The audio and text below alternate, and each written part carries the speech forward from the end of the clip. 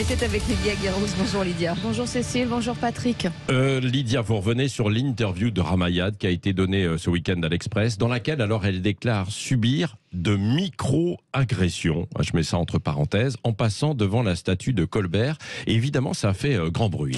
Et c'est sans doute le but qu'elle recherchait après des années dans le désert médiatique, car on ne peut qu'être très surpris par la violence des propos de Ramayad à l'endroit de la France. Une France, il faut le rappeler, qui lui a tout donné et une République qui lui a déroulé le tapis rouge. Et pourtant, ça semble pas être suffisant pour Ramayad, qui est désormais converti au wokisme avec ses déclarations qui s'apparentent à un chant du cygne d'une enfant gâtée de la politique.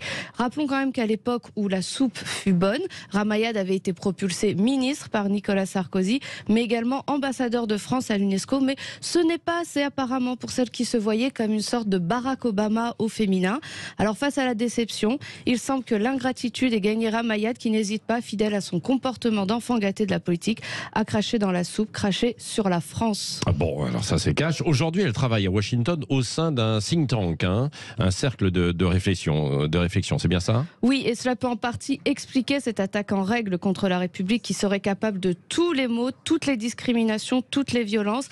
Ramayad, désormais biberonné à la sauce woke, oublie ses fondamentaux républicains et la loyauté que l'on doit au pays qui vous a tant donné. Oui, elle rejoint Rokhaya Diallo ou Assa Traoré finalement, ou pas alors, Ramayad D'une certaine manière, oui. Et d'ailleurs, je m'étonne toujours quand des Français font l'éloge du modèle américain. Est-ce que Ramayad serait devenu une sorte de porte-parole d'un soft power américain qui ne cesse de dénigrer la France et son modèle républicain? Et quelle est la prochaine étape pour Ramayad, qui reprend les expressions de violence policière, de contrôle au faciès?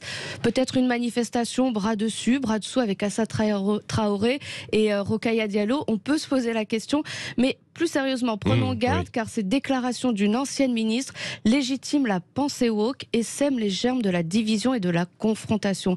Ramayad, en reprenant les thèses de ceux qui haïssent la France, au point de vouloir cancel, supprimer ou réécrire son histoire, souffle sur les braises du séparatisme, voire de l'émergence d'une possible lutte des races. L'édito politique donc de Lydia Guérouz chaque mardi matin, décidément, chaque mardi matin, et vous reviendrez tout à l'heure à 9h moins le quart pour les grands débats du matin.